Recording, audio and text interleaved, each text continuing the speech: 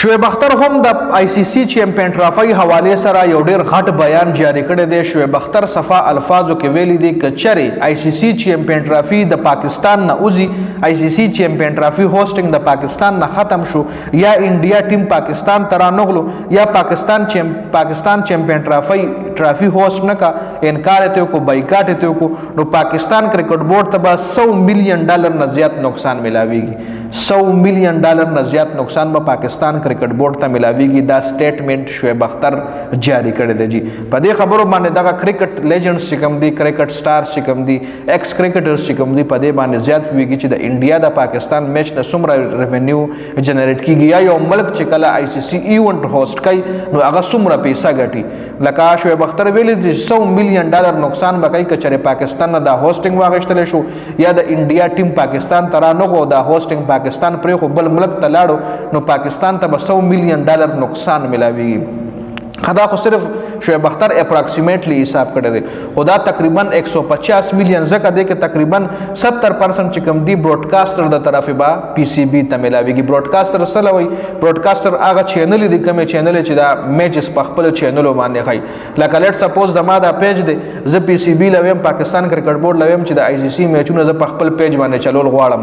نو ای به مال نه وای چې راځه ویلکم چلوي، ای به مان د دنیا پیسې غواړي په $1 ملین به معنا غواړي، $1 ملین به معنا غواړي.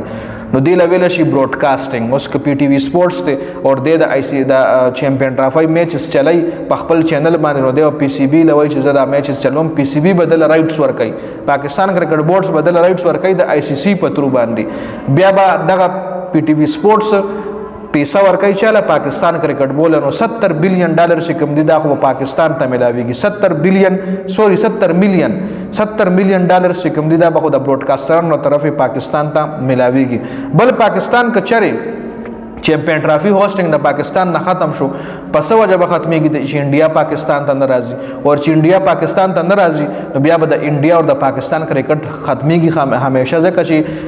د پاکستان نه به د چیمپئن ټرافي هوسټینګ زی نو بیا به خامخره دوړو ملکونو د کرکټ لګ ډېر تعلق پات ربم ختم کیږي، او چې کله د پاکستان او د انډیا کرکټ ختم شي نو دی اثر به ډایرکټلی په آی سی سی باندې پریوزي. آی سی سی چې کومه زیاته پیسې د پاکستان او د انډیا د میچ نه جنریټ کوي، آی سی سی زیاته پیسې د انډیا او د پاکستان میچ نه ګټي، پاکستان ته هم دا غي نه پیسې ملاويږي او انډیا ته هم دا غي نه پیسې ملاويږي. نو آی سی سی به تقریبا $500 ملین نقصان کوي کچره د انډیا او د پاکستان میچز ختميږي نو آی سی سی به $500 ملین دا یو ډیر هیوج اماونټ ته یو ډیر غټه پیسه ده. اوس د انډیا او د پاکستان میچز ختميږي او دا غي ډایرکټلی اثر چې کوم دی، ډایرکټلی اثر په پاکستان کرکټ بورډ هم ورځيږي، په انډیا باندې هم ورځيږي، او په ټاپ کې په آی سی سی باندې ورځيږي. نو آی سی سی به مغواړي چې د ملکونو تعلق خوي او د کرکټ کوي او د میچز کوي چې مونږ هم پیسې ګټو د یم خوري. اوس که پاکستان نه کټینګ کیږي نو خامخا پاکستان کې به کرکټ چې کم ټورنامنټ رواني پاغه با اثر پروزي، سټیډیم رینوویشن روانه پاغه با اثر پروزي. پاکستان نه کچاري د دې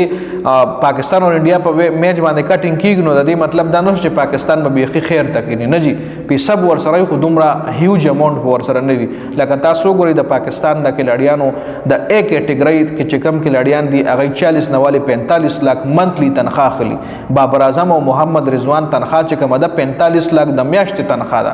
دین علاوه کته B کټګری والا کلاډیان چې کوم دي لکه شاهین شو، نسیم شو، د تقریبا 30 نه 35 लाख روپۍ پورې د میاشتې تنخواه اخلي. دا کلاډیان تنخواهګانې اخلي. دینه علاوه کوچز دي، کوچز نه علاوه سټاف ته پی سی بی کې دننه